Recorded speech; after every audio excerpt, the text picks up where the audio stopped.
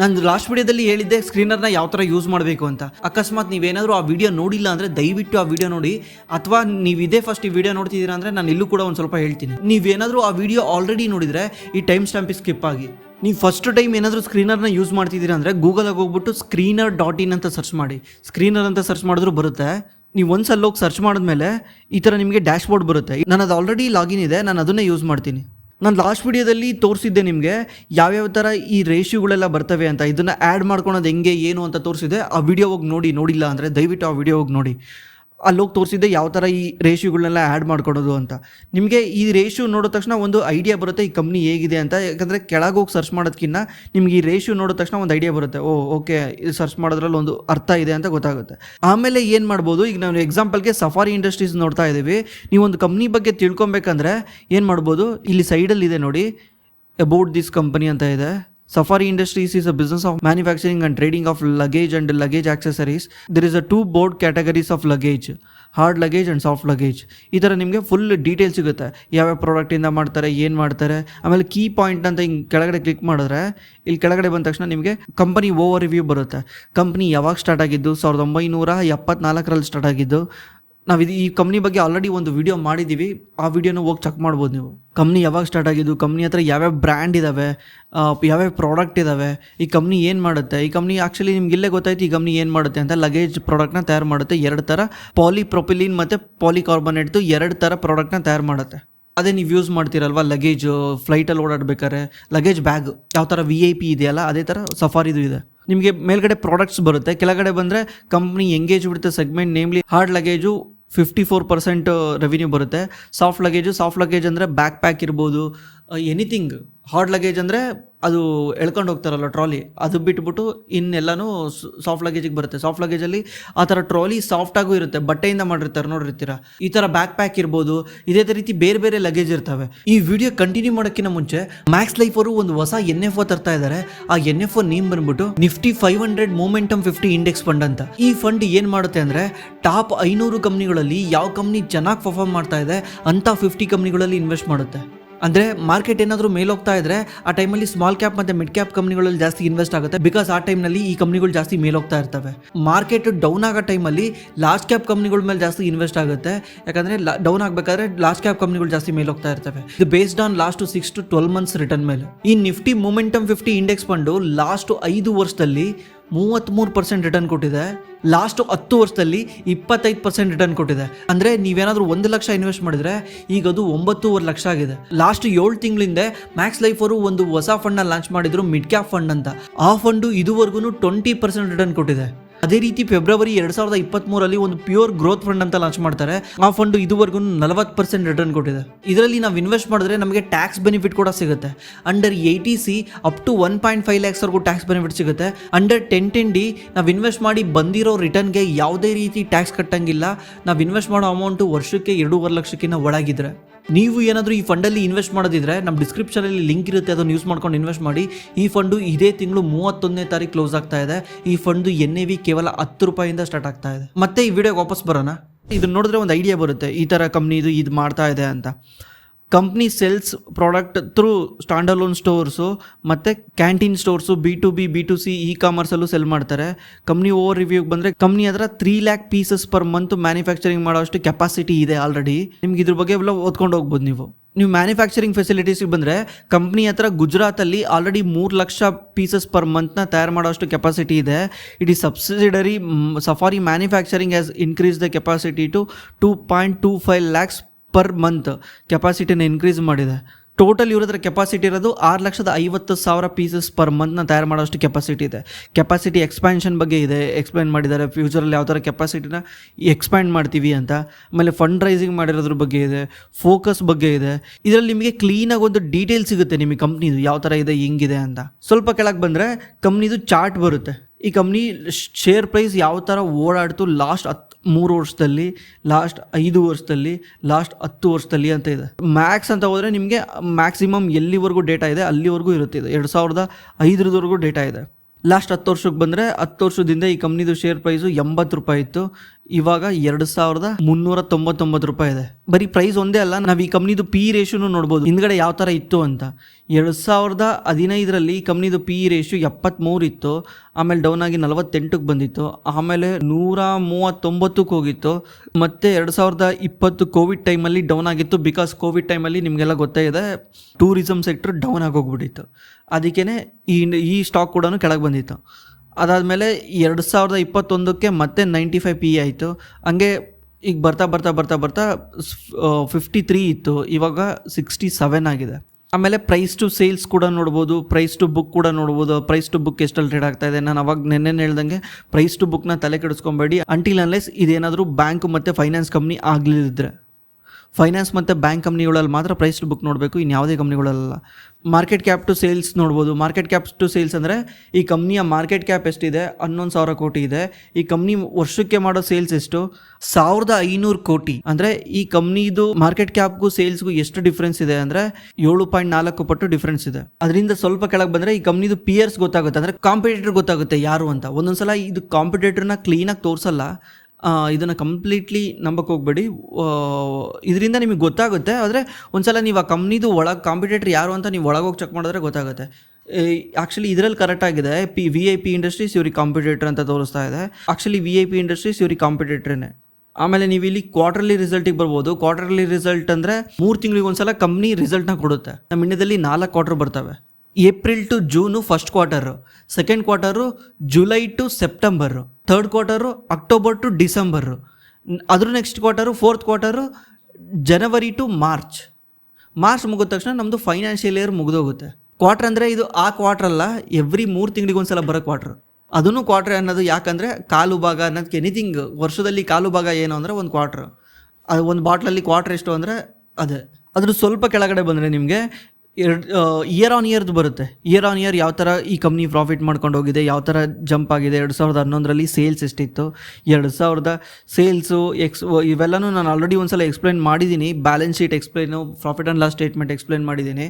ಒಂದೇ ವಿಡಿಯೋದಲ್ಲಿ ಎಲ್ಲ ಹೇಳ್ಕೊಂಡು ಹೋಗೋಕ್ಕೆ ಲೆಂತಿ ಆಗುತ್ತೆ. ಸೇಲ್ಸು ಇಯರ್ ಆನ್ ಇಯರ್ ಯಾವ ಥರ ಗ್ರೋ ಆಗ್ತಾಯಿದೆ, ಎಕ್ಸ್ಪೆನ್ಸ್ ಯಾವ ಥರ ಗ್ರೋ ಆಗ್ತಾಯಿದೆ, ಆಪ್ರೇಟಿಂಗ್ ಮಾರ್ಜಿನ್ ಯಾವ ಥರ ಇಂಪ್ರೂವ್ ಆಗ್ತಾಯಿದೆ, ಇಂಟ್ರೆಸ್ಟ್ ಎಷ್ಟು ಕಟ್ತಿದ್ದಾನೆ, ಡಿಪ್ರಿಷಿಯೇಷನ್ ಎಷ್ಟಿದೆ, ಟ್ಯಾಕ್ಸ್ ಎಷ್ಟು ಕಟ್ತಾನೆ, ಇದೆಲ್ಲ ನಿಮಗೆ ಡೀಟೇಲ್ಸ್ ಸಿಗುತ್ತೆ. ಅದಕ್ಕಿಂತ ಸ್ವಲ್ಪ ಕೆಳಗೆ ಬಂದ್ರೆ ನಿಮಗೆ ಗೊತ್ತಾಗುತ್ತೆ ಕಾಂಪೌಂಡಿಂಗ್ ಸೇಲ್ಸ್ ಗ್ರೋತ್ ಎಷ್ಟಿದೆ ಈ ಕಂಪ್ನಿದು ಅಂತ. ಲಾಸ್ಟ್ 10 ವರ್ಷದಲ್ಲಿ 25% ಕಾಂಪೌಂಡಿಂಗ್ ಸೇಲ್ಸ್ ಗ್ರೋತ್ ಇರುತ್ತೆ. ಎವ್ರಿ ಇಯರ್ ಕಂಪ್ನಿ 25% ಸೇಲ್ಸ್ನ ಗ್ರೋ ಮಾಡ್ಕೊಂಡು ಹೋಗಿದ್ದಾನೆ ಲಾಸ್ಟ್ 10 ವರ್ಷದಲ್ಲಿ. 5 ವರ್ಷದಲ್ಲಿ 22%, ಲಾಸ್ಟ್ 3 ವರ್ಷದಲ್ಲಿ 68%.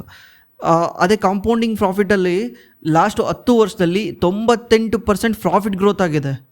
ಲಾಸ್ಟ್ 5 ವರ್ಷದಲ್ಲಿ 45%. ಇದು 45% ಅಂದರೆ ಒಂದು ವರ್ಷದಲ್ಲ, ಎವ್ರಿ ಇಯರ್. ಈ ಇಯರ್ ಏನಾದರೂ 100 ರೂಪಾಯಿ ಲಾಭ ಮಾಡಿದರೆ ನೆಕ್ಸ್ಟ್ ಇಯರು 145 ರೂಪಾಯಿ ಆಯಿತು. ಆ 145 ರೂಪಾಯಿಗೆ ಎಗೇನ್ 45%. ಎವ್ರಿ ಇಯರ್ 45 ರೂಪಾಯಿ ಅಲ್ಲ, 145 ರೂಪಾಯಿಗೆ ಎಗೇನ್ 45% ಅಂದರೆ ಎಷ್ಟು, ನೆಕ್ಸ್ಟ್ ಇಯರು 65. ಈಗೆಲ್ಲ ಸೇರಿಸಿದ್ರೆ ಅಕಸ್ಮಾತ್ ಈಗ ಏನಾದರೂ ನೀವು 3ನೇ ವರ್ಷಕ್ಕೂ 45% ಬರಬೇಕಂದ್ರೆ ಎಲ್ಲ ಸೇರಿಸ್ಬೇಕು. ಯಾವುದೇ ಸೇರಿಸ್ಬೇಕು, 145 + 65 210 ರೂಪಾಯಿ ಆಗುತ್ತೆ. 210ಕ್ಕೆ ಎಗೇನ್ 45%, 94. ಅಂದರೆ ಏನು ಹೇಳ್ತಾ ಇದೆ ಇದು, ಎವ್ರಿ 2.5 ಇಯರ್ಗೆ ಕಂಪ್ನಿದು ಪ್ರಾಫಿಟು ಡಬಲ್ ಆಗಿದೆ ಲಾಸ್ಟ್ 5 ವರ್ಷದಲ್ಲಿ. ಸ್ಟಾಕ್ ಪ್ರೈಸ್ CAGR ಬಂದ್ಬಿಟ್ಟು ಲಾಸ್ಟ್ 10 ವರ್ಷದಲ್ಲಿ 41% ಮೇಲೋಗಿದೆ. ಲಾಸ್ಟ್ ಇದು ಸೇಮ್ ಅದೇ ಥರನೇ CAGR. ಇದು ಒಂದೇ 100 ರೂಪಾಯಿ ಇರೋದು 49% ಅಂದರೆ 149 ಆಗಿರಂಗಲ್ಲ. ಎವ್ರಿ ಇಯರ್ 10 ವರ್ಷದಿಂದ ಎವ್ರಿ ಇಯರ್ ಈ ಥರ ಕ್ಯಾಲ್ಕುಲೇಟ್ ಮಾಡ್ಕೊಂಡು ಹೋಗಿ. ಲಮ್ಸಮ್ ಕ್ಯಾಲ್ಕುಲೇಟರ್ ಹಾಕಿ ನೋಡಿದ್ರೆ ನಿಮ್ಗೆ ಗೊತ್ತಾಗುತ್ತೆ. ಲಾಸ್ಟ್ 3 ಇಯರ್ಸಲ್ಲಿ ಎವ್ರಿ ಇಯರ್ 84% ಗ್ರೋತ್ ಆಗಿದೆ. ಲಾಸ್ಟ್ 1 ಇಯರ್ಸಲ್ಲಿ 38% ಗ್ರೋತ್ ಆಗಿದೆ. ರಿಟರ್ನ್ ಆನ್ ಈಕ್ವಿಟಿ ಬಂದ್ಬಿಟ್ಟು 18% ಇದೆ. 5 ಇಯರ್ಸಲ್ಲಿ 19% ಇದೆ. ಲಾಸ್ಟ್ 3 ಇಯರ್ಸಲ್ಲಿ 26% ಇದೆ. ಲಾಸ್ಟ್ ಇಯರಲ್ಲಿ 28% ಇದೆ. ಆಮೇಲೆ ನಿಮ್ಗೆ ಎಷ್ಟೋ ಜನಕ್ಕೆ TTM ಅಂದರೆ ಏನು ಅಂತ ಡೌಟ್ ಬಂದಿರುತ್ತೆ. TTM ಅಂದರೆ ಸಿಂಪಲ್ಲು ಟ್ರೈಲಿಂಗ್ 12 ಮಂತ್ಸ್ ಅಂತ. ಅಂದರೆ ಈಗ ಈ ತಿಂಗಳದೇ ತಗೊಳ್ಳಿ, ಈ ತಿಂಗಳದ್ದು ತೊಗೊಂಡು ಲಾಸ್ಟ್ ವರ್ಷ ಇದೇ ತಿಂಗಳದ್ದು ಕ್ಯಾಲ್ಕುಲೇಟೆಡ್ ಮಾಡಿಕೊಂಡ್ರೆ, ಅಂದರೆ ಈ ತಿಂಗಳು ಯಾವುದು ಹೇಳಿ, ಆಗಸ್ಟಾ, ಲಾಸ್ಟ್ ಇಯರ್ ಆಗಸ್ಟನ್ನು ಏನು ಮಾಡೋದು, ಪ್ರಾಫಿಟ್ನ ಅಥವಾ ಸೇಲ್ಸ್ನ ಮರ್ಜ್ ಮಾಡೋದು. ಲಾಸ್ಟ್ ಟ್ರೈಲಿಂಗ್ 12 ಮಂತ್ಸ್ದು ಪ್ರಾಫಿಟ್ಟು ಮತ್ತು ಸೇಲ್ಸ್ನ ಮರ್ಜ್ ಮಾಡೋದು. ಅಂದರೆ ಸೇಲ್ಸ್ ಅಂದರೆ ಈಗ 1574 ಇದೆಯಲ್ಲ, 1574 ಏನು ಹೇಳ್ತಾ ಇದೆ, ಲಾಸ್ಟು 12 ತಿಂಗಳದು, ಈ ತಿಂಗಳದು ಸೇರಿ. ಇಲ್ಲಿ ಇಯರ್ ಆನ್ ಇಯರ್ ಬರಲ್ಲ. ನಾರ್ಮಲಿ ನೀವು 2023 ಮಾರ್ಚ್ ನೋಡಿದ್ರೆ ಇಯರ್ ಆನ್ ಇಯರು ಅದು ಮಾರ್ಚ್ ತಿಂಗಳು ಮುಗಿದೋಯ್ತು. ಆದರೆ TTM ಏನು ಹೇಳುತ್ತೆ ಅಂದರೆ ಲಾಸ್ಟ್ 12 months, ಈಗ ನೆಕ್ಸ್ಟ್ ಸೆಪ್ಟೆಂಬರ್ ರಿಸಲ್ಟ್ ಬಂತು ಅನ್ಕೋ, ಅಕ್ಟೋಬರಲ್ಲಿ ಬರುತ್ತೆ ಅನ್ಕೋ, ಬಟ್ ಅಕ್ಟೋಬರಿಂದ TTM ಏನು ಮಾಡುತ್ತೆ ಅಂದರೆ last year September to last year ಸೆಪ್ಟೆಂಬರ್ದು ರಿಸಲ್ಟ್ ತಗೊಳುತ್ತೆ. ಒಟ್ನಲ್ಲಿ ಹೇಳ್ಬೇಕಂದ್ರೆ ಇದು ಲಾಸ್ಟ್ 12 months ಏನು ಪ್ರಾಫಿಟ್ ಮತ್ತು ಸೇಲ್ಸ್ ಆಗಿರುತ್ತಲ್ಲ ಅದನ್ನು ಟ್ರೈಲಿಂಗ್ 12 months ಅಂತ ಕರೀತಾರೆ. ನಿಮಗೆ ಇಯರ್ ಆ್ಯಂಡ್ ಇಯರ್ ನೋಡೋಕೆ ಹೋದ್ರೆ ಏನಾಗುತ್ತೆ, ಮಾರ್ಚಿನ ಮಾತ್ರ ತೋರಿಸ್ತಾ ಇದೆ. ಆಲ್ರೆಡಿ ಜೂನ್ ಕ್ವಾರ್ಟರ್ ಬಂದಿದೆಯಾ, ಜೂನ್ ಕ್ವಾರ್ಟರ್ ಇದರಲ್ಲಿ ತೋರಿಸ್ತಾ ಇಲ್ಲ, ಬಟ್ ಇಲ್ಲಿ TTM ಅಲ್ಲಿ ತೋರಿಸ್ಬಿಡುತ್ತೆ ಜೂನ್ ಕ್ವಾರ್ಟರ್ದು ಸೇರಿ ಎಷ್ಟಿದೆ, ಲಾಸ್ಟ್ 12 months ಪುಟ್ ಟುಗೆದರ್ ಎಷ್ಟಿದೆ ಅಂತ. ಆ್ಯಕ್ಚುಲಿ ನೀವು ಇಲ್ಲಿ ಮಾರ್ಚ್ 2024 ನೋಡ್ತಿದ್ದೀರಲ್ಲ, ಅದು 2023 ಮಾರ್ಚಿಂದ 2024 ಮಾರ್ಚು. ಬಟ್ TTM ಏನು ಹೇಳುತ್ತೆ ಅಂದರೆ ನೀನು ಅಲ್ಲಿವರೆಗೂ ವೆಯ್ಟ್ ಮಾಡ್ಕೊಂಡು ಕುತ್ಕೊಂಬೇಡ, ಲಾಸ್ಟ್ 4 quarters ಏನಾಯಿತು ನೋಡು ಅಂತ ಹೇಳುತ್ತೆ.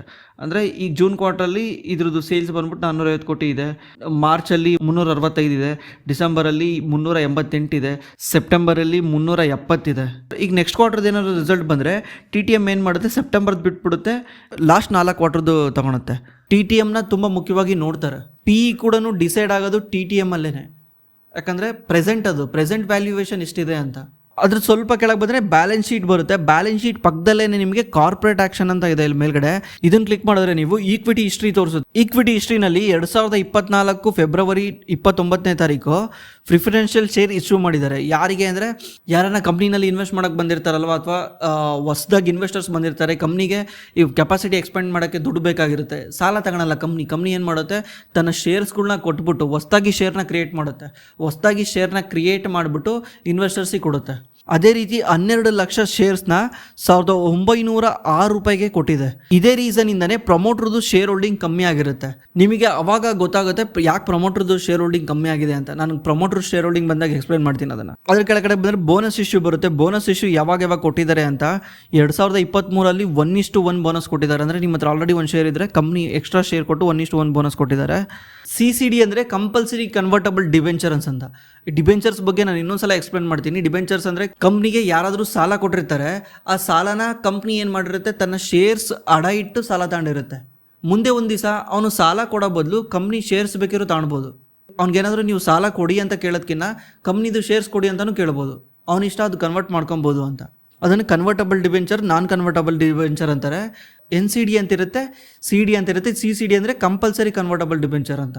ಕಂಪಲ್ಸರಿ ಕನ್ವರ್ಟ್ ಮಾಡಲೇಬೇಕು ಡಿಬೆಂಚರ್ನ. ಇನ್ನೊಂದು ಬಂದ್ಬಿಟ್ಟು ESOP ಬಂದ್ಬಿಟ್ಟು ಎಂಪ್ಲಾಯ್ಗಳಿಗೆ ಕೊಟ್ಟಿರ್ತಾರೆ. 1500 ಶೇರ್ಸ್ ಕೊಟ್ಟಿದ್ದಾರೆ, 11,000 ಶೇರ್ಸ್ ಕೊಟ್ಟಿದ್ದಾರೆ. ಈ ಥರ ಎಂಪ್ಲಾಯ್ಗಳಿಗೂ ಕೊಟ್ಟಿರ್ತಾರೆ. ಯಾಕಂದರೆ ಎಂಪ್ಲಾಯ್ಗಳು ಕೂಡ ಕಂಪ್ನಿಗೋಸ್ಕರ ಕೆಲಸ ಮಾಡ್ತಿರ್ತಾರಲ್ಲ, ಅದಕ್ಕೆ ಎಂಪ್ಲಾಯ್ಗಳಿಗೂ ಕೊಟ್ಟಿರ್ತಾರೆ. ಡಿವಿಡೆಂಡ್ ಬಂದ್ಬಿಟ್ಟು ಯಾವಾಗ ಕೊಟ್ಟಿದ್ದಾರೆ ಅಂತ ಫುಲ್ ಡೀಟೇಲ್ ಇರುತ್ತೆ. ಈಗ ಜುಲೈ 12 ರೀಸೆಂಟಾಗಿ ಕೊಟ್ಟಿದ್ದಾರೆ, 1.5 ರೂಪೀಸ್ ಪರ್ ಶೇರ್ ಕೊಟ್ಟಿದ್ದಾರೆ. ಇಯರ್ಲಿ ಬಂದ್ಬಿಟ್ಟು ಇವರು ಒಂದು ಅರೌಂಡ್ 7 ರೂಪೀಸ್ ಹಂಗೆ ಡಿವಿಡೆಂಡ್ ಕೊಡ್ತಾರೆ. ಎವ್ರಿ ಇಯರ್ ಅದು ಇನ್ಕ್ರೀಸ್ ಆಗುತ್ತೆ, ಪ್ರಾಫಿಟ್ ಇನ್ಕ್ರೀಸ್ ಆದಂಗೆ.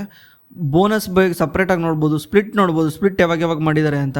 2017 ಸೆಪ್ಟೆಂಬರ್ 22ನೇ ತಾರೀಕು ಸ್ಪ್ಲಿಟ್ ಮಾಡಿದ್ದಾರೆ. 10 ರೂಪಾಯಿ ಇರೋ ಫೇಸ್ ವ್ಯಾಲ್ಯೂನ 2 ರೂಪಾಯಿ ಮಾಡಿದ್ದಾರೆ.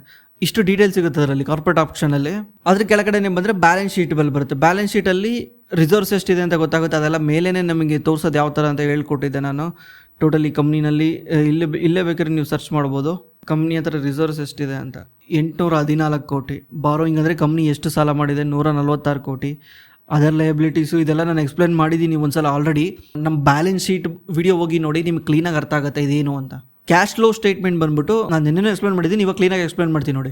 ಕ್ಯಾಶ್ ಫ್ಲೋ ಬಂದ್ಬಿಟ್ಟು ಕಂಪ್ನಿ ಕ್ಯಾಶ್ ಎಷ್ಟು ಜನರೇಟ್ ಮಾಡ್ತಾ ಇದ್ದಾನೆ ಅಂತ ಅರ್ಥ. ಅಂದರೆ ಯಾವುದೇ ಕಂಪ್ನಿನಲ್ಲಿ ಕ್ಯಾಶ್ ಫ್ಲೋ ಮಾತ್ರ ಭಾಳ ಮುಖ್ಯ. ಕ್ಯಾಶ್ ಫ್ಲೋ ಚೆನ್ನಾಗಿದ್ರೆ ಕಂಪ್ನಿ ಸರ್ವೈವ್ ಆಗ್ತಾನೆ, ಕಂಪ್ನಿ ಫ್ಯೂಚರಲ್ಲಿ ಗ್ರೋ ಆಗ್ತಾನೆ ಅಂತ ಅರ್ಥ. ಕ್ಯಾಶ್ ಫ್ಲೋ ಚೆನ್ನಾಗಿಲ್ಲ ಅಂದರೆ ಕಂಪ್ನಿ ಗ್ರೋ ಆಗಲ್ಲ ಅಂತ ಅರ್ಥ. ಫ್ರೀ ಕ್ಯಾಶ್ ಫ್ಲೋ ಅಂತ ಕರಿತೀವಿ. ಫ್ರೀ ಕ್ಯಾಶ್ ಫ್ಲೋನಲ್ಲಿ ಏನೇನು ಬರುತ್ತೆ ಅಂದರೆ ಕಂಪ್ನಿದು ಆಪ್ರೇಟಿಂಗ್ ಪ್ರಾಫಿಟ್ಟು ಮತ್ತು ಫಿಕ್ಸ್ಡ್ ಅಸೆಟ್ ಪರ್ಚೇಸ್ ನಾವು ಮೈನಸ್ ಮಾಡಿದ್ರೆ ಎಷ್ಟು ಕ್ಯಾಶ್ ಉಳಿತಲ್ಲ ಅದನ್ನು ನಾವು ಫ್ರೀ ಕ್ಯಾಶ್ ಫ್ಲೋ ಅಂತ ಕರಿತೀವಿ. ಅಂದರೆ ಕಂಪ್ನಿ ಒಂದು ವರ್ಷದಲ್ಲಿ ಪ್ರಾಫಿಟ್ ಮಾಡಿರೋದು ಎಲ್ಲನೂ ಕಂಪ್ನಿಗೆ ದುಡ್ಡಾಗಿ ಬಂದಿರಲ್ಲ. ಈಗ ನೀವೇ ಎಷ್ಟೋ ಜನ ಹೇಳ್ತೀರಾ ನನಗೆ 5,000 ವ್ಯಾಪಾರ ಆಯಿತು ಒಂದು ಅಂಗಡಿನಲ್ಲಿ ಅಂತ. 5,000 ಕ್ಯಾಶ್ ಆಗಿ ಎಷ್ಟು ಬಂದಿದೆ ಅದು ಮುಖ್ಯ. ಎಷ್ಟು ಜನ ಸಾಲ ನಿಲ್ಸ್ಕೊಂಡಿರ್ತಾರೆ, ಎಷ್ಟು ಜನ ನಿಮ್ಮ ಹತ್ರ ಅವಾಗ ಕೊಡ್ತೀನಿ ಅಂತ ನಿಲ್ಸ್ಕೊಂಡು ಹೋಗಿರ್ತಾರೆ. ಅದೆಲ್ಲನೂ ರಿಸೀವಬಲ್ಸ್ ಅಂತ ಕರಿತೀವಿ. ಆಮೇಲೆ ವರ್ಕಿಂಗ್ ಕ್ಯಾಪಿಟಲ್ ಪೆಂಡಿಂಗ್ ಇರುತ್ತೆ. ಅಂದರೆ ಏನಂದರೆ ಈಗ ನೀನೊಂದು ಪ್ರಾಡಕ್ಟ್ನ ತಗೊಂಬಂದ್ಬಿಟ್ಟು ಗೋಡನಲ್ಲಿ ಇಟ್ಕೊಂಡಿದ್ಯಾ, ಇನ್ನೂ ಸೇಲ್ ಆಗಿಲ್ಲ ಅದನ್ನು. ಅವಾಗ ಏನು ಮಾಡ್ಬೇಕು ಹೇಳಿ, ನೀನು ಕ್ಯಾಶ್ ಕೊಟ್ಬಿಟ್ಟು ತರಬೇಕಿತ್ತಲ್ಲ ಅದನ್ನು ತರಬೇಕಂದ್ರೆ ನಿನ್ನ ಹತ್ರ ದುಡ್ಡು ಇರಬೇಕಾ? ಇದೆಲ್ಲನೂ ಚೆಕ್ ಮಾಡೋಕ್ಕೆ ನಾವು ಫ್ರೀ ಕ್ಯಾಶ್ ಫ್ಲೋ ನೋಡ್ತೀವಿ. ಅಂದರೆ ಇದೆಲ್ಲ ಮಾಡಿ ಕೂಡ ನಿನ್ನ ಕೈಲಿ ಎಷ್ಟು ಕ್ಯಾಶ್ ಉಳಿತಾ ಇದೆ ಅಂತ. ಈ ಕ್ಯಾಶ್ ಉಳಿಯೋದ್ರಿಂದ ಏನು ಬೆನಿಫಿಟ್ ಅಂದರೆ ಕಂಪ್ನಿ ಕ್ಲೀನಾಗೆ ಎಲ್ಲರಿಗೂ ಸಂಬಳ ಕೊಡ್ಬೋದು, ಬಾಡಿಗೆ ಕಟ್ಬೋದು, ವರ್ಕಿಂಗ್ ಕ್ಯಾಪಿಟಲ್ ಮ್ಯಾನೇಜ್ ಮಾಡ್ಬೋದು. ಈಗ ಈ ಕಂಪ್ನಿ ಏನು ಮಾಡ್ತಾನೆ, ಸೂಟ್ಕೇಸ್ ತಯಾರು ಮಾಡ್ತಾನೆ. ಸೂಟ್ಕೇಸ್ ತಯಾರು ಮಾಡೋಕ್ಕೆ ಏನು ರಾ ಮೆಟೀರಿಯಲ್ ಬೇಕು, ಪಾಲಿಪ್ರೊಫೈಲಿನ್ ಮತ್ತು ಪಾಲಿಕಾರ್ಬೊನೇಟ್ ಬೇಕು. ಅದನ್ನು ತರಬೇಕಂದ್ರೆ ಈ ಕಂಪ್ನಿ ಹತ್ರ ದುಡ್ಡು ಇರಬೇಕು. ಈಗ ಈ ಕಂಪ್ನಿ ಏನಾದರೂ 100 ಕೋಟಿ ಲಾಭ ಮಾಡಿದ್ದಾನೆ, ಅದರಲ್ಲಿ 80 ಕೋಟಿ ಇವನು ಇನ್ನೂ ದುಡ್ಡು ಬಂದಿಲ್ಲ, ಇನ್ನು 20 ಕೋಟಿ ಕೈಯಲ್ಲಿದೆ. ಬಟ್ ಆದರೆ ರಾ ಮೆಟೀರಿಯಲ್ ಮತ್ತೆ ತರಕ್ಕೆ ಇವನಿಗೆ ಎಷ್ಟೊಂದು ದುಡ್ಡು ಬೇಕು. ಅವಾಗ ಏನು ಮಾಡ್ತಾನೆ, ಹೋಗಿ ಸಾಲ ಮಾಡ್ತಾನೆ. ಸಾಲ ಮಾಡ್ಬಿಟ್ಟು ಅದನ್ನು ತಗೊಂಬರ್ತಾನೆ. ಅವಾಗ ಏನಾಗುತ್ತೆ, ಕಂಪ್ನಿನಲ್ಲಿ ಇದೇ ರೀತಿ ಸಾಲ ಜಾಸ್ತಿ ಆಗಿ ಇನ್ನೊಂದು ದಿವಸ ಕ್ಯಾಶ್ ಬಂದ ತಕ್ಷಣ ಇಂಟ್ರೆಸ್ಟ್ ಕಟ್ಟಬೇಕಾಗುತ್ತೆ. ಕ್ಯಾಶ್ ಕೈಯಲ್ಲಿ ಉಳ್ಕೊಳ್ಳೋದೇ ಇಲ್ಲ. ಎಷ್ಟೋ ಕಂಪ್ನಿಗಳು ಈಗಲೂ ನಡೆಸ್ತಿದ್ದಾವೆ. ಈವನ್ ಎಷ್ಟೋ ಚಿಲ್ಲರೆ ಅಂಗಡಿಗಳು ನಡೆಸ್ತಿರ್ತಾರೆ, ಎಷ್ಟೊಂದು ದಿನಸಿ ಅಂಗಡಿಗಳು ನಡೆಸ್ತಿರ್ತಾರೆ. ಅವ್ರಿಗೆ ಗೊತ್ತೇ ಇರಲ್ಲ ಕ್ಯಾಶ್ ಎಷ್ಟು ಜನ್ರೇಟ್ ಆಗ್ತಾ ಇದೆ ಅಂತ. ನೀವು ಕ್ಯಾಶ್ ಎಷ್ಟು ಜನ್ರೇಟ್ ಆಗಿದೆ ಅಂತ ಕಂಡಿಡಿದ್ರೆ ಆ ಕಂಪ್ನಿ ಅಥವಾ ಆ ಅಂಗಡಿ ಆರಾಮಾಗಿ ಸರ್ವೈವ್ ಆಗುತ್ತೆ. ನಿಮ್ಗೆ ಕ್ಲೀನಾಗಿ ಗೊತ್ತಾಗುತ್ತೆ ದುಡ್ಡು ಎಲ್ಲಿ ಹೋಗ್ತಾ ಇದೆ ಅಂತ. ಈವನ್ ಇಂಡಿವಿಜುವಲ್ ಲೈಫಲ್ಲೂ ನಾವು ಚೆಕ್ ಮಾಡ್ಬೋದು ನಮ್ಮದು ಕ್ಯಾಶ್ ಎಲ್ಲಿ ಹೋಗ್ತಾ ಇದೆ. ಅದನ್ನೇ ಕ್ಯಾಶ್ ಫ್ಲೋ ಸ್ಟೇಟ್ಮೆಂಟ್ ಅಂತ ಕರೆಯೋದು.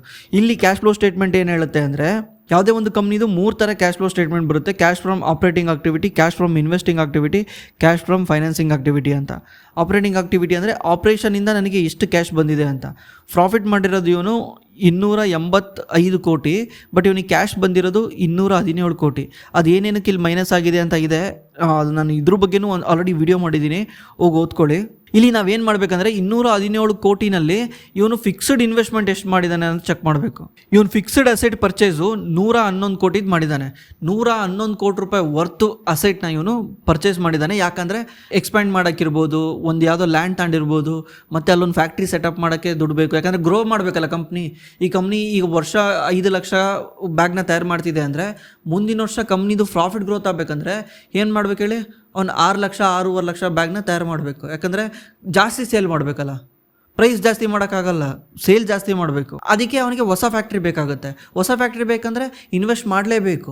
ಆವಾಗ ನೋಡಬೇಕು ಅವ್ನ ಕಂಪ್ನಿನಲ್ಲಿ ಈ ವರ್ಷ ಎಷ್ಟು ಫಿಕ್ಸ್ಡ್ ಅಸೆಟ್ ಪರ್ಚೇಸ್ ಮಾಡಿದ್ದಾನೆ ಅಂತ. ಈ ಕ್ಯಾಶ್ ಫ್ರಮ್ ಆಪ್ರೇಷನ್ನ ಮತ್ತು ಫಿಕ್ಸ್ಡ್ ಅಸೆಟ್ ಪರ್ಚೇಸ್ನ ಮೈನಸ್ ಮಾಡಿದ್ರೆ ನಮಗೆ ಫ್ರೀ ಕ್ಯಾಶ್ ಫ್ಲೋ ಬರುತ್ತೆ.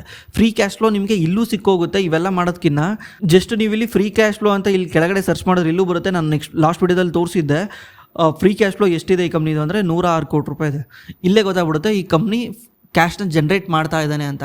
ಇದರಿಂದ ಕಂಪ್ನಿ ಏನು ಮಾಡ್ಬೋದು, ಟ್ಯಾಕ್ಸ್ ಕಟ್ಬೋದು ಅಥವಾ ಡಿವಿಡೆಂಡ್ ಕೊಡ್ಬೋದು, ಏನು ಬೇಕಿರೋ ಮಾಡ್ಕೊಬೋದು. ಸಾಲ ಮಾಡೋ ಪರಿಸ್ಥಿತಿ ಇರಲ್ಲ. ಅದಕ್ಕೆ ಆ ಥರ ಫ್ರೀ ಕ್ಯಾಶ್ ಫ್ಲೋ ಜನರೇಟ್ ಮಾಡೋ ಕಂಪ್ನಿಗಳದ್ದು ಡೆಟ್ಟು ಜಾಸ್ತಿ ಇರಲ್ಲ. ಮತ್ತು ಈ ರೇಷಿಯೋಗಳಿಗೆ ಬಂದರೆ ಡೆಟರ್ ಡೇಸ್ ಅಂದರೆ ಇವನ ಹತ್ರ ಇಸ್ಕೊಂಡಿರೋರು ಎಷ್ಟು ದಿವಸಕ್ಕೆ ಇವನಿಗೆ ವಾಪಸ್ ಕೊಡ್ತಿದ್ದಾರೆ ಅಂತ. 39 ದಿವಸಕ್ಕೆ ಇವನಿಗೆ ವಾಪಸ್ ಕೊಟ್ಬಿಡ್ತಾರೆ. ಇನ್ವೆಂಟ್ರಿ ಡೇಸ್ ಅಂದರೆ ಇವನು ತಂದಿರೋ ಮಾಲ್ನ 124 ದಿವಸ ಇನ್ವೆಂಟ್ರಿನಲ್ಲಿರುತ್ತೆ. ಇನ್ವೆಂಟ್ರಿನಲ್ಲಿದ್ದು ಅಂದರೆ ಏನಾದರೂ ಇವನು ಪಾಲಿಕಾರ್ಬೊನೇಟ್ ಅದು ರಾ ಮೆಟೀರಿಯಲ್ ಏನಾದರೂ ತಾಂಬಂದು ಹಾಕಿದರೆ ಫ್ಯಾಕ್ಟ್ರಿನಲ್ಲಿ, ಅದು ಬ್ಯಾಗ್ ಆಗಿ ಕನ್ವರ್ಟ್ ಆಗೋಕ್ಕೆ 124 ದಿವಸ ಬೇಕು. ಆಮೇಲೆ ಅದು ಸೇಲ್ ಆಗುತ್ತೆ. ಅದಾದಮೇಲೆ ಡೇಸ್ ಪೇಯಬಲ್. ಈಗ ಡೇಸ್ ಪೇಯಬಲ್ ಅಂದರೆ ಇವನೇನು ಮಾಡಿರ್ತಾನೆ, ರಾ ಮೆಟೀರಿಯಲ್ನ ತಂದಿರ್ತಾನೆ. ರಾ ಮೆಟೀರಿಯಲ್ ತಂದಿರೋರಿಗೆ ಇವನು 70 ದಿವಸ ನಿಲ್ಲಿಸ್ಕೊಂಡು ದುಡ್ಡು ಕೊಡ್ತಿದ್ದಾನೆ ಅಂತ ಅರ್ಥ. ಡೇಸ್ ಪೇಯಬಲ್ ಜಾಸ್ತಿ ಇರಬೇಕು, ರಿಸೀವಬಲ್ಸ್ ಕಮ್ಮಿ ಇರಬೇಕು. ಅಂದರೆ ನನಗೆ ಕೊಡೋರು ಬೇಗ ಕೊಟ್ಬಿಡ್ಬೇಕು, ನಾನು ಕೊಡೋರಿಗೆ ಬೇಕಾದ್ರೆ ನಿಲ್ಲಿಸ್ಕೊಂಡು ಕೊಡ್ತೀನಿ. ಅವಾಗ ಏನಾಗುತ್ತೆ, ನನ್ನ ಕೈಯಲ್ಲೇ ಕ್ಯಾಶ್ ಉಳಿದಿರುತ್ತಾ, ಈ ಕ್ಯಾಶಲ್ಲೇ ನಾನು ಎಂಟೈರ್ ಆಪ್ರೇಷನ್ನ ನಡೆಸ್ಬೋದು. ಅದೇ ರೀತಿ ವರ್ಕಿಂಗ್ ಕ್ಯಾಪಿಟಲ್ ಡೇಸ್ ಅಂದರೆ ಇವನೇನಾದರೂ ಒಂದು ಬ್ಯಾಗ್ನ ತಯಾರು ಮಾಡಿ ಅದನ್ನು ಸೇಲ್ ಮಾಡಿದಾನಂದರೆ ಇವನಿಗೆ ಕೈಯಲ್ಲಿ ಕ್ಯಾಶ್ ಆಗಿ ಬರೋಕ್ಕೆ ಅದು 67 ದಿವಸ ತಗೊಳುತ್ತೆ. ಆಮೇಲೆ ROC ಬಂದ್ಬಿಟ್ಟು 31% ಇದೆ. ROC ಇಂಪ್ರೂವ್ ಆಗ್ತಾ ಬರ್ತಾ ಇದೆ. ನೀವು ಇದನ್ನು ಇಂಪ್ರೂವ್ ಆಗ್ತಾ ಇರುತ್ತಲ್ಲ ಕಂಪ್ನಿಗಳು, ಆ ಕಂಪ್ನಿಗಳು ಚೆನ್ನಾಗಿದೆ ಅಂತ. ಆಮೇಲೆ ಸ್ಟೇಬಲ್ ಆಗಿರುತ್ತೆ. Every year 20% 15% every year maintain ಮಾಡ್ಕೊಂಬಂದ್ರೆ ಆ ಕಂಪ್ನಿದು ಚೆನ್ನಾಗಿದೆ ಅಂತ, ಸ್ಟೇಬಲ್ ಆಗಿದೆ ಅಂತ. ಏನು ಸ್ಟೇಬಲ್ ಆಗಿರಬೇಕು, ಇಲ್ಲ ಇಂಪ್ರೂವಿಂಗ್ ಆಗಿರಬೇಕು. ಒಂದು ವರ್ಷ ಹಿಂಗೆ ಒಂದು ವರ್ಷ ಹಂಗೆ ಆ ಥರ ಇರಬಾರ್ದು. ನೆಕ್ಸ್ಟ್ ಬಂದ್ಬಿಟ್ಟು ಶೇರ್ ಹೋಲ್ಡಿಂಗ್ ಪ್ಯಾಟ್ರನ್ ಅಂತ. ಶೇರ್ ಹೋಲ್ಡಿಂಗ್ ಪ್ಯಾಟ್ರನ್ನಲ್ಲಿ ಪ್ರಮೋಟರ್ಸ್ ಅಂತ ಬರ್ತಾರೆ. ಪ್ರಮೋಟರ್ಸ್ ಬಂದ್ಬಿಟ್ಟು ಕಂಪ್ನಿಯ ಓನರ್ಸ್ಗಳು. ಕಂಪ್ನಿ ಓನರ್ಸ್ ಅನ್ನೋದಕ್ಕಿಂತ they are promoting the company owners ಅಂತ ಕರೆಯಲ್ಲ ಅವ್ರನ್ನ. ಯಾಕಂದರೆ ಕಂಪ್ನಿಗೆ ಯಾರು ಓನರ್ಸೇ ಇರಲ್ಲ. ಯಾಕಂದರೆ ಕಂಪ್ನಿನಲ್ಲಿ ನೀವೊಂದು ಶೇರ್ ಬೈ ಮಾಡಿದ್ದೀರಾ, ನೀವು ಕೂಡ ಒನ್ ಆಫ್ ದ ಓನರೇನೆ. ಯಾವುದೇ ಪಬ್ಲಿಕ್ ಲಿಮಿಟೆಡ್ ಕಂಪ್ನಿ ಅಂದರೆ ಶೇರ್ ಮಾರ್ಕೆಟಲ್ಲಿರೋ ಕಂಪ್ನಿಗೆ ಓನರ್ಸ್ ಇರಲ್ಲ. ಯಾಕಂದರೆ ಆ ಕಂಪ್ನಿನಲ್ಲಿ ಶೇರ್ ಹೋಲ್ಡರ್ಸ್ ಇರ್ತಾರೆ. ಶೇರ್ ಹೋಲ್ಡರ್ ಎಲ್ಲರೂ ಕೂಡ ಓನರೇ ಅಲ್ವಾ. ಒಂದು ಶೇರ್ ಬೈ ಮಾಡಿದ್ರು ಓನರ್ ಇದ್ದಂಗೆ. ಅವ್ರನ್ನ ಏನಂತ ಕರೀತಾರೆ, ಪ್ರಮೋಟರ್ಸ್ ಅಂತ ಕರೀತಾರೆ. ಯಾಕಂದರೆ ಅವರು ಸ್ಟಾರ್ಟಿಂಗಿಂದ ಈ ಕಂಪ್ನಿನ ಪ್ರಮೋಟ್ ಮಾಡ್ಕೊಂಡು ಬಂದಿರ್ತಾರೆ. ಇದು ಆ್ಯಕ್ಚುಲಿ ನೋಡ್ಕೊತಿರೋದು ಅವರೇ ಆಗಿರ್ತಾರೆ. ಪ್ರಮೋಟರ್ದು ಯಾವಾಗಲೂ ಶೇರ್ ಹೋಲ್ಡಿಂಗ್ ಜಾಸ್ತಿ ಇರಬೇಕು. ಕಮ್ಮಿ ಆಗ್ತಾ ಇದೆ ಅಂದರೆ ಅದು ರಾಂಗ್ ಸೈನ್ ಅಂತ. ಬಟ್ ನಮಗೆ ರೀಸನ್ ಗೊತ್ತಿರಬೇಕು ಯಾಕೆ ಕಮ್ಮಿ ಆಗ್ತಾ ಇದೆ ಅಂತ. ಇಲ್ಲಿ ಕಮ್ಮಿ ಆಗಿದೆ ನೋಡಿ. ಅವ್ರದ್ದು 47% ಇರೋದು ಬರ್ತಾ ಕಮ್ಮಿ ಆಗಿದೆ, 45%ಗೆ ಬಂದಿದೆ. ಯಾಕಂತ ನಾನು ಅವಾಗಲೇ ತೋರಿಸ್ದೆ ನಿಮಗೆ. ಏನು ಮಾಡಿದ್ದಾರೆ, ಕಂಪ್ನಿನಲ್ಲಿ ಇರೋ ಶೇರ್ಸ್ನ ಇನ್ಕ್ರೀಸ್ ಮಾಡಿದ್ದಾರೆ. ಅಂದರೆ ಕಂಪ್ನಿ ಹತ್ರ ಏನಾದರೂ 100 ಶೇರ್ ಇತ್ತು ಅಂದರೆ ಈ ಕಂಪ್ನಿಗೆ ಏನು ಮಾಡಿದ್ದಾರೆ, 200 ಶೇರ್ನ ಪ್ರಿಂಟ್ ಮಾಡಿದ್ದಾರೆ. 200 ಶೇರ್ನ ಪ್ರಿಂಟ್ ಮಾಡಿ ಅದನ್ನು ಇನ್ನೊಬ್ರಿಗೆ ಸೆಲ್ ಮಾಡಿ ಕಂಪ್ನಿಯಿಂದ ದುಡ್ಡು ಇಸ್ಕೊಂಡು ಅದನ್ನು ಆಪರೇಷನ್ ನಡೆಸೋಕ್ಕೆ ದುಡ್ಡು ಇಸ್ಕೊಂಡಿದ್ದಾರೆ. ಅದನ್ನು ಪ್ರಿಫರೆನ್ಷಿಯಲ್ ಇಶ್ಯೂ ಅಂತ ಕರೀತಾರೆ. ಅವಾಗ ಏನಾಯ್ತು ಹೇಳಿ, ಈ ಕಂಪ್ನಿನಲ್ಲಿ ಪ್ರಮೋಟ್ರು ನಾನೇ ಅಂದ್ಕೊಳ್ಳಿ, ನನ್ನ ಹತ್ರ 100 ಶೇರ್ ಇತ್ತು. 100 ಶೇರ್ ಇತ್ತು ಅಂದರೆ ನನ್ನ ಹತ್ರ 100% ಶೇರ್ ಇತ್ತಾ. ಇವಾಗ ಏನಾಯಿತು, ನಾನು ಇನ್ನೊಂದು 100 ಶೇರ್ ಎಕ್ಸ್ಟ್ರಾ ಪ್ರಿಂಟ್ ಮಾಡಿಸ್ಬಿಟ್ಟು ಸೇಲ್ ಮಾಡಿದ ತಕ್ಷಣ ನನ್ನ ಹತ್ರ ಈಗಲೂ 100 ಶೇರ್ ಇದೆ. ಆದರೆ ಓನರ್ಶಿಪ್ ಆಫ್ ದಿ ಕಂಪನಿ ನಂದು ಡೌನ್ ಆಗುತ್ತಾನೆ. ಬಿಕಾಸ್ ಮುಂಚೆ 100 ಶೇರ್ ಇದ್ದಲ್ಲಿ 100 ನನ್ನ ಹತ್ರನೇ ಇತ್ತು, ಈಗ 200ರಲ್ಲಿ 100 ಇದೆ, 50%ಗೆ ಬಂತಾ. ಅದೇ ರೀತಿ ಈ ಕಮ್ಮಿ ಆಗಿರುತ್ತೆ. ಆ ಥರ ಕಮ್ಮಿ ಆದರೆ ಪರವಾಗಿಲ್ಲ, ಚೆಕ್ ಮಾಡ್ಕೊಳ್ಳಿ. ಪ್ರಮೋಟ್ರ್ ಸೇಲ್ ಮಾಡಬಾರ್ದು. ಪ್ರಮೋಟ್ರ್ ಸೇಲ್ ಮಾಡ್ತಿದ್ದಾನೆ ಅಂದರೆ ಪ್ರಮೋಟ್ರಿಗೆ ಕಾನ್ಫಿಡೆನ್ಸ್ ಇಲ್ಲ ಅಂತ ಹೇಳುತ್ತೆ. ಅಂದರೆ ಅವ್ನು ನಡೆಸೋನಿಗೆ ಕಂಪ್ನಿ ಬಗ್ಗೆ ಕಾನ್ಫಿಡೆನ್ಸ್ ಇಲ್ಲ ಅಂತ ಹೇಳುತ್ತೆ. ಆಮೇಲೆ ಒಂದೊಂದ್ಸಲ ಪ್ರಮೋಟ್ರ್ ಏನು ಮಾಡಿರ್ತಾರೆ, ಅವ್ರಿಗೆ ಏನೋ ಪರ್ಸ್ನಲ್ ಮ್ಯಾಟ್ರ್ ಇರ್ತವೆ. ಮೊನ್ನೆ ಮುಖೇಶ್ ಅಂಬಾನಿ ಮಗನ ಮದುವೆ ಮಾಡ್ದ, ಒಂದು 3-4 ಸಾವಿರ ಕೋಟಿ ಬೇಕಿತ್ತು, ಶೇರ್ ಸೆಲ್ ಮಾಡ್ದ. ಆ ಥರದ್ದು ಏನಾದರೂ ರೀಸನ್ ಇದ್ದರೆ ಓಕೆ. ಸುಮ್ಮನೆ ಶೇರ್ ಮೇಲಿದೆ ಅಂತ ಪ್ರಮೋಟರ್ ಸೆಲ್ ಮಾಡ್ತಾ ಇದ್ದಾನೆ ಅಂದರೆ ಬಿ ಕೇರ್ಫುಲ್. ಬಿಕಾಸ್ ಪ್ರಮೋಟರ್ ಹತ್ರ ಇಂಟ್ರೆಸ್ಟ್ ಕಮ್ಮಿ ಆಗ್ತಾ ಇದೆ ಅಂತ ಅರ್ಥ. ಇನ್ನೊಂದು ಬಂದ್ಬಿಟ್ಟು FIIs ಅಂದರೆ ನಿಮಗೆಲ್ಲ ಗೊತ್ತಾಗಿದೆ. DIS ಬಂದ್ಬಿಟ್ಟು ಡೊಮೆಸ್ಟಿಕ್ ಇನ್ಸ್ಟಿಟ್ಯೂಷನಲ್ ಇನ್ವೆಸ್ಟರ್ಸ್ ಅಂತ. ಇವರು ಇನ್ಕ್ರೀಸ್ ಆಗ್ತಾ ಇರಬೇಕು, ಇಬ್ಬರು ಇನ್ಕ್ರೀಸ್ ಆಗ್ತಾ ಇರಬೇಕು. ಇನ್ಕ್ರೀಸ್ ಆಗ್ತಾ ಇದೆ, ಚೆನ್ನಾಗಿದೆ ಕಂಪ್ನಿ ಅಂತ. ಪಬ್ಲಿಕ್ ಯಾವಾಗಲೂ ಕಂಪ್ನಿನಲ್ಲಿ ಕಮ್ಮಿ ಆಗ್ತಾ ಬರ್ತಾ ಇರಬೇಕು. ಪಬ್ಲಿಕ್ ಜಾಸ್ತಿ ಆಗ್ತಾ ಇದ್ದಾರೆ ಅಂದರೆ ಅಲ್ಲಿ ಬಿಟ್ಟು ಓಡಬೇಕು. ಯಾಕಂದರೆ ಪಬ್ಲಿಕ್ ಎಲ್ಲಿ ನುಗ್ತಾರೆ ಅಂದರೆ ಅವ್ರಿಗೆ ಎಲ್ಲಿ ನಾಲೆಡ್ಜ್ ಇರಲ್ಲ. ಆ್ಯಕ್ಚುಲಿ ಪಬ್ಲಿಕ್ಕಿಗೆ ನಾಲೆಡ್ಜ್ ಇರಲ್ಲ ಕಂಪ್ನಿ ಬಗ್ಗೆ. ಅವ್ರು ಏನು ಮಾಡ್ತಾರೆ, ಸುತ್ತಮುತ್ತ ನ್ಯೂಸ್ ಕೇಳ್ಕೊಂಡು ಸುತ್ತಮುತ್ತ ಜನಗಳ ಹತ್ರ ಇನ್ಫಾರ್ಮೇಷನ್ ತಗೊಂಡು ಇನ್ವೆಸ್ಟ್ ಮಾಡ್ತಾ ಇರ್ತಾರೆ. ಪಬ್ಲಿಕ್ ಜಾಸ್ತಿ ಆಗ್ತಾ ಇದೆ ಅಂದರೆ ಈ ಕಂಪ್ನಿನಲ್ಲಿ ವರ್ಸ್ಟ್ ಇದೆ ಅಂತ ಅರ್ಥ. ಪಬ್ಲಿಕ್ ಜಾಸ್ತಿ ಆಗೋ ಕಂಪ್ನಿಗಳನ್ನ ಎಕ್ಸಿಟ್ ಆಗಬೇಕು. Total number of the share holder ಬಂದ್ಬಿಟ್ಟು 32,050 ಜನ ಇದ್ದಾರೆ. ಆಮೇಲೆ ನಿಮಗೆ ಫುಲ್ ಇಲ್ಲಿ ಡಾಕ್ಯುಮೆಂಟ್ ಸಿಗುತ್ತೆ. ನಿಮ್ಗೆ ಏನು ಬೇಕಿರೋ ಸರ್ಚ್ ಮಾಡ್ಬೋದು. ರೀಸೆಂಟಾಗಿ ಕಂಪ್ನಿ ಏನು ಅನೌನ್ಸ್ ಮಾಡಿದೆ ಎಲ್ಲ ಸರ್ಚ್ ಮಾಡ್ಬೋದು. ಆಮೇಲೆ ಆ್ಯನ್ಯುವಲ್ ರಿಪೋರ್ಟ್ ಕೂಡ ನಿಮಗೆ ಸಿಗುತ್ತೆ. ಆ್ಯನ್ಯುವಲ್ ರಿಪೋರ್ಟ್ ಅಂದರೆ ಇದರಲ್ಲಿ ಪೂರ್ತಿ ಆ ಕಂಪ್ನಿಯ ಜಾತಕ ಇರುತ್ತೆ. ಇದ್ರ ಪೂರ್ತಿ ಈ ಕಂಪ್ನಿಯ ಜಾತಕ ಇರುತ್ತೆ, ಈ ಕಂಪ್ನಿ ಏನು ಮಾಡ್ತಾ ಇದೆ, ಹೇಗಿದೆ ಅಂತ. ಆಮೇಲೆ ಕ್ರೆಡಿಟ್ ರೇಟಿಂಗ್ ಸಿಗುತ್ತೆ. ಕ್ರೆಡಿಟ್ ರೇಟಿಂಗ್ ಈ ಕಂಪ್ನಿ ಬಗ್ಗೆ ಏನು ಹೇಳಿರುತ್ತೆ ಅಂತ. ಇದನ್ನು ಓದಿದ್ರು ಕೂಡ ನಿಮಗೆ ಒಂದು ಒಳ್ಳೆ ನಾಲೆಡ್ಜ್ ಸಿಗುತ್ತೆ, ಕಂಪ್ನಿ ಯಾವ ಥರ ರಿಸ್ಕ್ನ ಮ್ಯಾನೇಜ್ ಮಾಡ್ತಾ ಇದೆ ಅಂತ. ಯಾಕಂದರೆ ಇವ್ರು ಕೂಡ ಕ್ರೆಡಿಟ್ ರೇಟಿಂದನೇ ಇವ್ರಿಗೆ ಲೋನ್ ಸಿಗುತ್ತೆ. ಕಮ್ಮಿ ಇಂಟ್ರೆಸ್ಟ್ಗೂ ಸಿಗುತ್ತೆ, ಜಾಸ್ತಿ ಇಂಟ್ರೆಸ್ಟ್ಗೂ ಸಿಗುತ್ತೆ. ಈಗ ಡಿಬೆಂಚರ್ಸ್ ಯಾರು ಬೈ ಮಾಡ್ತಾರೆ ಅಂದರೆ ಯಾವ ರೀತಿ ಬೈ ಮಾಡ್ತಾರೆ ಅಂದರೆ ಇವರು ಕ್ರೆಡಿಟ್ ರೇಟಿಂಗ್ ನೋಡಿಕೊಂಡು. ಶೇರ್ ಹೋಲ್ಡಿಂಗ್ ಪ್ಯಾಟ್ರನಲ್ಲಿ ಬಂದುಬಿಟ್ಟು ನೀವು ಇಲ್ಲಿ ಟ್ರೇಡ್ಸ್ ಅಂತ ಸರ್ಚ್ ಮಾಡಿದ್ರೆ ನಿಮಗೆ ಕ್ಲೀನಾಗಿ ಗೊತ್ತಾಗುತ್ತೆ ಇಲ್ಲಿ ಯಾರ್ಯಾರು ಇದನ್ನು ಸೆಲ್ ಮಾಡಿದ್ದಾರೆ, ಬೈ ಮಾಡಿದ್ದಾರೆ ಅಂತ. ಡೆಸಿಗ್ನೇಟೆಡ್ ಪರ್ಸನ್ನು ಇವೆಲ್ಲ ಇದ್ದೇ ಇರ್ತಾವೆ. 3,000-4,000 ಶೇರು ಒಂದೇ ಸಲ ಬಲ್ಕಲ್ಲಿ ಯಾರನ್ನ ಸೆಲ್ ಮಾಡಿದ್ದಾರೆ ಅಂದರೆ ನೀವು ಚೆಕ್ ಮಾಡ್ಬೋದು. ಯಾರು ಏನು ಅಂತ ಸ್ವಲ್ಪ ಗೂಗಲಾಗಿ ಹೋಗಿ ಸರ್ಚ್ ಮಾಡಿ ಚೆಕ್ ಮಾಡಿ. ಏನಾದರೂ ಅವನು ಪ್ರಮೋಟ್ರ ಅಥವಾ ಕಂಪ್ನಿಗೆ ಹತ್ತಿರವಾಗಿರೋನ, ಅವನಿಗೇನೋ ನ್ಯೂಸ್ ಗೊತ್ತಾಗಿದೆ ಅದಕ್ಕೆ ಸೆಲ್ ಮಾಡಿದ್ದಾನೆ, ಈ ಥರದ್ದೊಂದು ನಿಮ್ಗೆ ಇನ್ಫಾರ್ಮೇಷನ್ ಸಿಗುತ್ತೆ. ಆಮೇಲೆ ನಿಮಗೆ ಈ ಕಂಪ್ನಿದು PPT ಸಿಗುತ್ತೆ, ಕಾಲ್ ಸಿಗುತ್ತೆ. ಇದರಲ್ಲಿ ಇಲ್ಲ, ಈ ಕಂಪ್ನಿನಲ್ಲಿ ಇಲ್ಲ. ಆ್ಯಕ್ಚುಲಿ ನಿಮಗೆ ಬೇರೆ ಕಂಪ್ನಿನಲ್ಲಿ ಸರ್ಚ್ ಮಾಡಿದ್ರೆ ಸಿಗುತ್ತೆ. ಎಕ್ಸಾಂಪಲ್ NBCC ಅಂತ ಸರ್ಚ್ ಮಾಡ್ತೇನೆ. NBCC ಅಂತ ಸರ್ಚ್ ಮಾಡಿದ್ರೆ ನಿಮಗೆ ಈ ಕಂಪ್ನಿದು ಫುಲ್ ಡೀಟೇಲ್ ಸಿಗುತ್ತೆ. ಇಲ್ಲಿ ಕೆಳಗಡೆ ನೋಡಿ ಕಾಲ್ ಅಂತ ಇದೆ. ಕಾಲ್ದು ನೋಟ್ಸ್ ಕೂಡ ಓದ್ಕೊಬೋದು ನೀವು. ಒಂದು ಸಲ ಏನಾಗಿರುತ್ತೆ, ಮೇಂಟೆನೆನ್ಸ್ ಮಾಡೋ ಕಾರಣದಲ್ಲಿ ಅಪ್ಲೋಡ್ ಆಗಿರಲ್ಲ, ಏನೋ ಸಮಥಿಂಗ್ ಪ್ರಾಬ್ಲಮ್ ಇರುತ್ತೆ. ಇನ್ನೊಂದು ಸಲ ಟ್ರೈ ಮಾಡಿದ್ರೆ ಬರುತ್ತೆ. ಈ PPTನ ನೋಡಿದ್ರೆ ಬರುತ್ತೆ. ನಿಮಗೆ ಇದರಲ್ಲಿ ಕಂಪ್ಲೀಟ್ಲಿ ಸಿಗುತ್ತೆ. ಮತ್ತು ಕಂಪ್ನಿದು ಕಾಲ್ ಇರುತ್ತಲ್ಲ, ಕಾಲ್ ಅಂದರೆ ಕಾನ್ಫರೆನ್ಸ್ ಕಾಲ್. ಅಲ್ಲಿ ಇನ್ವೆಸ್ಟರ್ಸ್ ಬಂದುಬಿಟ್ಟು ಕಂಪ್ನಿಯ ಕ್ವಶನ್ ಕೇಳಿರ್ತಾರೆ ಎವ್ರಿ ಕ್ವಾರ್ಟರು. ಅಂದರೆ ಈ ರಿಸಲ್ಟ್ ಕೊಟ್ಟ ತಕ್ಷಣ ಕಂಪ್ನಿ ಎಕ್ಸ್ಪ್ಲೈನ್ ಮಾಡಬೇಕು, ಯಾಕೆ ಡೌನ್ ಆಯಿತು, ಯಾಕೆ ಅಪ್ ಆಯಿತು, ಫ್ಯೂಚರ್ ಪ್ಲ್ಯಾನ್ ಏನು ಅಂತ ಕಾಲಲ್ಲಿ ಬಂದು ಎಕ್ಸ್ಪ್ಲೈನ್ ಮಾಡುತ್ತೆ. ಅಲ್ಲಿ ಕ್ವಶನ್ ಕೇಳಿರ್ತಾರಲ್ಲ, ಅದನ್ನು ನೀವು ಕುತ್ಕೊಂಡು ಓದ್ಕೊಳಕ್ಕಾಗಲ್ಲ ಅಂದರೆ ಬಿಟ್ಬಿಡಿ. ಇಲ್ಲಿ ನೋಟ್ಸ್ ಅಂತ ಇರುತ್ತೆ. ನೋಟ್ಸ್ ಅಂತ ಕ್ಲಿಕ್ ಮಾಡಿದ್ರೆ ನೀವು ನಿಮಗೆ ಒಂದು ಫುಲ್ಲು ಇವನೇ ಏನು ಮಾಡಿರ್ತಾನೆ, ಒಂದು ಕ್ಲೀನಾಗೆ ಅದನ್ನು ಏನೇನು ಮೇನ್ ಪಾಯಿಂಟ್ ಇರುತ್ತೆ ಅಂಥವನ್ನ ತಗೊಂಬಂದು ಇಲ್ಲಿ ನೋಟ್ಸ್ ಅಂತ ಮಾಡಿರ್ತಾನೆ. ಇದನ್ನು ಓದ್ಕೊಂಡ್ರು ನಿಮಗೆ ಒಂದು ಐಡಿಯಾ ಸಿಗುತ್ತೆ, ಕ್ಲೀನಾಗಿ ಅರ್ಥ ಆಗುತ್ತೆ. ಬಟ್ ಇದು ಫ್ರೀ ಇರೋರಿಗೆ ತಿಂಗಳ 10 ಮಾತ್ರ. ಪ್ರೀಮಿಯಮ್ ತೊಗೊಂಡ್ರೆ ಅನ್ಲಿಮಿಟೆಡ್ ಇರುತ್ತೆ. ಪ್ರೀಮಿಯಮ್ ಬಂದ್ಬಿಟ್ಟು ನಾರ್ಮಲ್ ರಿಟೇಲ್ ಇನ್ವೆಸ್ಟರ್ಸ್ಗೆ ಗೊತ್ತಿಲ್ಲ, ಯಾಕಂದರೆ 5,000 ರೂಪಾಯಿ ಇದೆ ಅದು ಪ್ರೀಮಿಯಮ್ಮು. ಫ್ರೀನಲ್ಲೇ ನಿಮಗೆ ಆಲ್ಮೋಸ್ಟ್ ಆಲ್ ಎಲ್ಲ ಸಿಗುತ್ತೆ. ಇದನ್ನು 10 ಯೂಸ್ ಮಾಡ್ಕೊಳ್ಳಿ. ಸುಮ್ಮನೆ ಹೋಗ್ಬಿಟ್ಟು ಸರ್ಚ್ ಮಾಡೋಕ್ಕೆ ಹೋಗಬೇಡಿ. ಸುಮ್ಮನೆ ಸರ್ಚ್ ಮಾಡಿದ್ರೆ ಖಾಲಿಯಾಗಿ ಹೋಗುತ್ತೆ. ನಿಮಗೆ ಮೇಜರ್ಲಿ ನೋಡಲೇಬೇಕು, ಕಂಪ್ನಿ ಬಗ್ಗೆ ತಿಳ್ಕೊಳ್ಲೇಬೇಕು ಅನ್ನಂಗಿದ್ರೆ ಮಾತ್ರ ಹೋಗಿ ಸರ್ಚ್ ಮಾಡಿ. ನೋಟ್ಸ್ ಅಂತ ಇರುತ್ತೆ ನೋಡಿ, ಅದನ್ನು ಸರ್ಚ್ ಮಾಡಿ. ಆಮೇಲೆ ನಿಮಗೆ ಕಂಪ್ನಿಗಳ ಬಗ್ಗೆ ಡೀಟೇಲ್ ಬೇಕಂದರೆ ಈಗ ನೋಡಿ, ನಾನು ಏನು ಮಾಡ್ತೀನಿ, NBCCನ ಫಾಲೋ ಮಾಡ್ತೀನಿ. ಫಾಲೋ ಮಾಡಿದ ತಕ್ಷಣ ನಿಮಗೆ ಈ ಥರ ಬಂತು. ಏನಂದರೆ ಇಲ್ಲಿ ನೋಡಿದ ತಕ್ಷಣ ನಿಮಗೆ ನಾನು ಏನೇನು ಫಾಲೋ ಮಾಡಿದ್ದೀನಿ ಎಲ್ಲನೂ ಡೀಟೇಲ್ ಬಂತು. Hikal, Manappuram finance, Aditya Birla capital, Sequent life sciences, Titan, RHI Magneta, Sona BMW, ಈ ಥರ ಫುಲ್ ಡೀಟೇಲ್ ಬರುತ್ತೆ. ನೀವು ಪ್ರತಿ ಒಂದು ನ್ಯೂಸ್ ಏನು ಬರುತ್ತಲ್ಲ ಆ ಕಂಪ್ನಿದು ಇಮಿಡಿಯೇಟ್ಲಿ ಬಂದ್ಬಿಟ್ಟು ಇಲ್ಲಿ ಅಪ್ಡೇಟ್ ಆಗುತ್ತೆ. ಟುಡೇ ಏನಾಗಿದೆ, ಐಕಲ್ದೇನೋ ನ್ಯೂಸ್ ಇದೆ, ಅದು ಬಂದು ಅಪ್ಡೇಟ್ ಆಗಿದೆ. ಅದೇ ರೀತಿ ಬೇರೆ ಬೇರೆ ಕಂಪ್ನಿಗಳದ್ದು ಸಿಗುತ್ತೆ.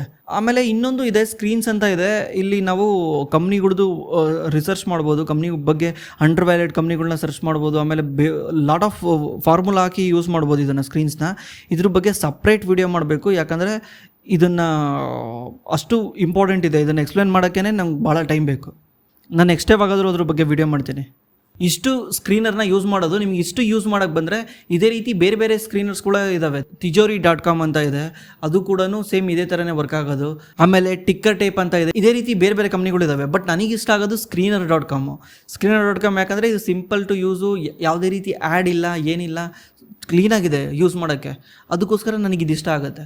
ಇದು ಯಾವುದೇ ರೀತಿ ಪ್ರಮೋಷನ್ ಅಲ್ಲ, ನನಗೆ ಇಷ್ಟ ಆಗಿರೋದನ್ನು ನಾನು ವಿಡಿಯೋ ಮಾಡಿದ್ದೀನಿ. ಆಮೇಲೆ ಇದರಲ್ಲಿ ಯಾವುದನ್ನ ಒಂದು ಕಂಪ್ನಿದು ಹೆಸರು ತೊಗೊಂಡಿದ್ದೀವಿ ಅಂದರೆ ಯಾವುದು ಕೂಡ ಬೈ ಮತ್ತು ಸೆಲ್ ರೆಕಮೆಂಡೇಷನ್ ಅಲ್ಲ. ನಮಗೆ ಯಾವುದೇ ರೀತಿ ಇಂಟ್ರೆಸ್ಟ್ ಇಲ್ಲ ಆ ಕಂಪ್ನಿನಲ್ಲಿ. ಜಸ್ಟು ಈ ಕಂಪ್ನಿನ ತೋರ್ಸೋಕ್ಕೋಸ್ಕರ ನಾನು ತೊಗೊಂಡಿರೋದು. ಇದನ್ನು ನೋಡ್ಕೊಂಡು ಹೋಗಿ ಬೈ ಮಾಡಬೇಡಿ. ನಾನು ಅವಾಗಲೇ ಹೇಳ್ದಂಗೆ ಮ್ಯಾಕ್ಸ್ ಲೈಫ್ ಅವರು ಒಂದು ಹೊಸ NFO ತರ್ತಾ ಇದ್ದಾರೆ. ಆ NFO ನೇಮ್ ಬಂದ್ಬಿಟ್ಟು ನಿಫ್ಟಿ ಮೊಮೆಂಟಮ್ 50 ಇಂಡೆಕ್ಸ್ ಫಂಡ್ ಅಂತ. ಇದರಲ್ಲಿ ನೀವು ಕೂಡ ಇನ್ವೆಸ್ಟ್ ಮಾಡೋದಿದ್ರೆ ನಮ್ಮ ಡಿಸ್ಕ್ರಿಪ್ಷನಲ್ಲಿ ಲಿಂಕ್ ಇರುತ್ತೆ. ಆ ಲಿಂಕ್ನ ಯೂಸ್ ಮಾಡ್ಕೊಂಡು ನೀವು ಇನ್ವೆಸ್ಟ್ ಮಾಡ್ಬೋದು. Thanks for watching. ಮತ್ತೆ ಸಿಗೋಣ.